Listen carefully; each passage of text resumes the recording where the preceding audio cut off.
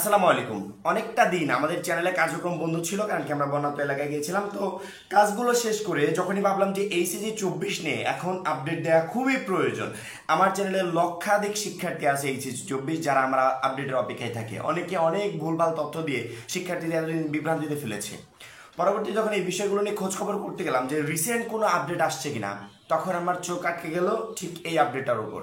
দেখো, একটা channel news প্রকাশ করেছে, এখানে হচ্ছে এইচএসসি 24 পরীক্ষার্থীরা বৈষম্যহীন ফলাফল তৈরির জন্য একটা স্মারকলিপি প্রদান করেছে। পরবর্তীতে যখন এই ভিডিওর ভিতরে আমি ঢুকলাম, তখন দেখলাম যে এইচএসসি 24 পরীক্ষার্থীরা থানায় চলে গেছে। মূলত কাহিনীটা কি, কেন তারা থানায় গেল এবং বৈষম্যহীন ফলাফল বা রেজাল্ট তৈরির জন্য শিক্ষা বোর্ডকে স্মারকলিপি বা দিতে হবে কেন? তোমরা যখন আন্দোলন করেছিলে সাবজেক্ট ম্যাপিং এর বিষয়ে, যে আমরা পরীক্ষা দিতে চাই না, সাবজেক্ট ম্যাপিং যাতে হোক, এখানে আমি টোটালি 100% সমর্থন করেছিলাম। আমার চ্যানেল থেকে আমি নিয়মিত ভিডিও পাবলিশ করেছিলাম যেন শিক্ষার্থীদের দাবিগুলো পূরণ করা হয়। কারণ কি, দেশের এই পরিস্থিতিতে পরীক্ষা নিলে সেটা অনেকের উপর একটা মানসিক প্রেশার তৈরি করা হবে, যেখানে একটা শিক্ষার্থীও ভালো রেজাল্ট করতে পারবে না। ঠিক আছে, পরবর্তীতে এই দাবি পূরণ পর্যন্ত আমি ছিলাম। এখন যেটা হচ্ছে এইটার পক্ষে আমি না। কেন পক্ষে না? তুমি বৈষম্যহীন, আমি চাই প্রত্যেকটা শিক্ষার্থীর ক্ষেত্রে যেন সুবিচার করা হয়, কোথাও যেন রেজাল্টে কিঞ্চিত পরিমাণ বৈষম্য না হয়।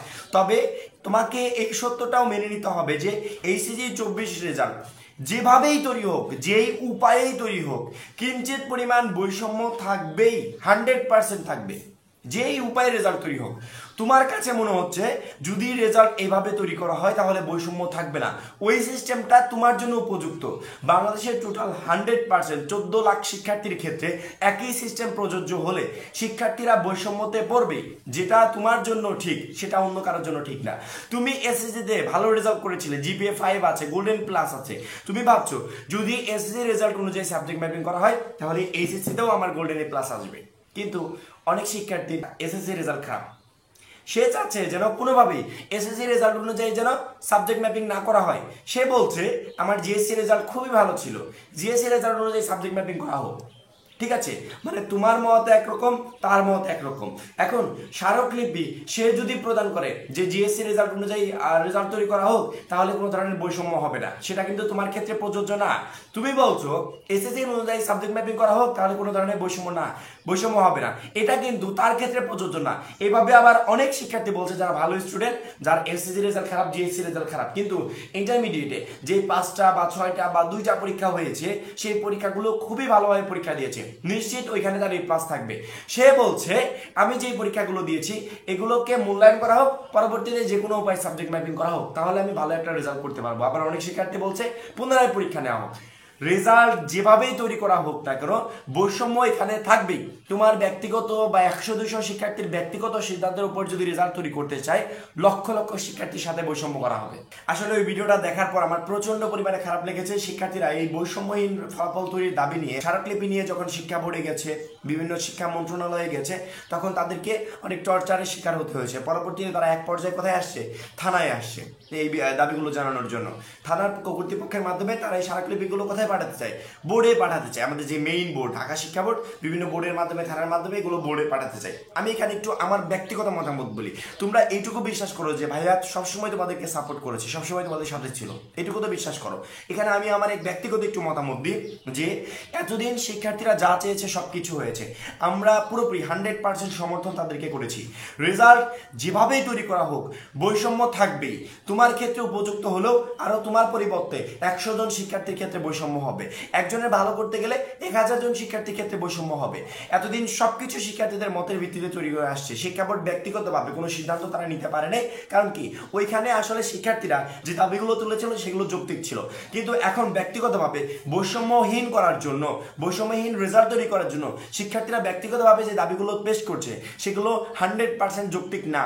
এটা তোমার ক্ষেত্রে যৌক্তিক হলে আরো 100 জনের ক্ষেত্রে যৌক্তিক না, 100 জনের ক্ষেত্রে যৌক্তিক হলে 1 লাখের ক্ষেত্রে যৌক্তিক না।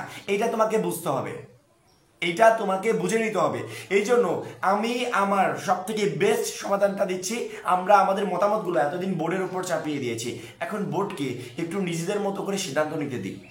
আমরা শুধুমাত্র বলতে পারি বোর্ড যেন বৈষম্যহীনভাবে যতদূর পারে বৈষম্যহীনভাবে যেন রেজাল্ট তৈরি করে। আমরা বোর্ডকে বলতে পারি না শিক্ষা বোর্ড তুমি জিএসসি অনুযায়ী রেজাল্ট তৈরি করো, তুমি এসএসসি অনুযায়ী তৈরি করো, তুমি আমাদের যেগুলো পরীক্ষা হয়েছে সেগুলোর উপর ভিত্তি করে রেজাল্ট তৈরি করো। না, এগুলো আমরা বলতে পারি না।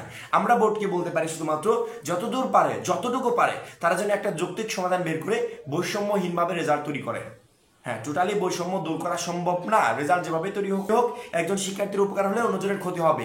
শিক্ষা বোর্ড যেন যতদূর পারে নিজেদের মতো করে তারা সিদ্ধান্ত করে আলোচনা করে বৈষম্যহীনভাবে রেজাল্ট তৈরি করে এবং কিভাবে তারা রেজাল্ট তৈরি করছে এটা যেন নোটিশ আকারে খুব দ্রুত শিক্ষার্থীদেরকে জানিয়ে দেয়। কারণ কি আমরা 14 লাখ শিক্ষার্থী এখন অন্ধকারে আছি যে রেজাল্ট কিভাবে তৈরি করা হবে আমরা কেউ জানি না। শিক্ষা বোর্ড নিজেরাই এখনো ঠিক করতে পারে নাই তারা রেজাল্টটা কিভাবে তৈরি করবে। শিক্ষা বোর্ড যেন দ্রুত সিদ্ধান্ত নিয়ে আমাদের সবাইকে জানিয়ে দেয়। কিন্তু আমার অনুরোধ প্রত্যেকটা শিক্ষার্থীর ক্ষেত্রে, এতদিন যত আন্দোলন হয়েছে সবকিছুতে আমি সমর্থন দিয়েছি কিন্তু এইটাতে সমর্থন দিতে পারছি না। কারণ কি এখানে সকল শিক্ষার্থীর ক্ষেত্রে একই সিদ্ধান্ত প্রযোজ্য না। তোমার ক্ষেত্রে যেটা ঠিক ওইটা 1000 জন শিক্ষার্থীর ক্ষেত্রে বেঠিক, তোমার জন্য যেটা ঠিক ওইটা 1 লাখ শিক্ষার্থীর ক্ষেত্রে বেঠিক। এই সিদ্ধান্তটা নেওয়ার দায়িত্ব শিক্ষা বোর্ডের উপর ছেড়ে দাও। আমরা শুধুমাত্র স্মারকলিপি প্রদান করতে পারি, বৈষম্যহীনভাবে যেন রেজাল্ট তৈরি করা হয়। কিভাবে রেজাল্ট তৈরি করা হবে এটা আমরা বলবো না, এটা শিক্ষা বোর্ড যেটা ভালো মনে করে সেটা যেন করা হয়। আমি একটা কথা বলি যে যারা মন্ত্রণালয় বোর্ডে বা থানায় যাচ্ছ তাদেরকে বলি তোমরা স্মারকলিপিটা এভাবে প্রদান করো শুধুমাত্র যেন বৈষম্যহীনভাবে রেজাল্ট তৈরি করা হয়। শিক্ষা বোর্ড যেন এই বিষয়টা দেখে যতদূর পারা যায় বৈষম্যহীনতা যেন থাকে।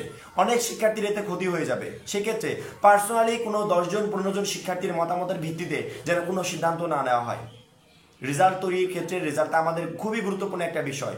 এই রেজাল্ট আমাদের পরবর্তী লাইফে খুবই গুরুত্বপূর্ণ কাজে লাগবে। এইচএসসি রেজাল্টের ক্ষেত্রে কোনো অবহেলা না করা হয়, কোনো ধরনের কোনো ব্যক্তিগত বা পার্সোনালি কারো মতের ভিত্তিতে যেন রেজাল্ট তৈরি করা না হয়। এমনভাবে রেজাল্ট তৈরি করা হোক বাংলাদেশের 14 লাখ শিক্ষার্থী না হোক, মিনিমাম 10 লাখ শিক্ষার্থী যেন খুব খুশি হতে পারে। তারা যেন মন খুলে বলতে পারে হ্যাঁ যতদূর পেরেছে শিক্ষা বোর্ড বৈষম্যহীনভাবে রেজাল্ট তৈরি করেছে। কারণ কি টোটালি 14 লাখ শিক্ষার্থীর ক্ষেত্রে বৈষম্যহীনতা কখনো সম্ভব না। যেভাবে রেজাল্ট তৈরি করা হোক কিঞ্চিত পরিমাণ বৈষম্য থাকবে। রেজাল্টের সিদ্ধান্তটা তাদের উপর ছেড়ে দিই, তারা যেভাবে করবে ইনশাল্লাহ আমাদের জন্য ভালো কিছু করবে। স্মারকলিপি প্রদান করো, বৈষম্যহীনভাবে রেজাল্ট তৈরি করা হোক। শিক্ষা বোর্ড যত দ্রুত পারে আমাদেরকে সিদ্ধান্তটা জানিয়ে দিক যে আসলে রেজাল্টটা কিভাবে তৈরি করা হচ্ছে। এই পর্যন্তই। এইচএসসি 24 সম্পর্কিত সকল আপডেট আমাদের এই চ্যানেল থেকে পেতে অবশ্যই আমাদের চ্যানেলটা সাবস্ক্রাইব করে পাশে বেল আইকনটাতে ক্লিক করে রাখবে। সবাই ভালো থাকবে, সুস্থ থাকবে। আল্লাহ হাফেজ।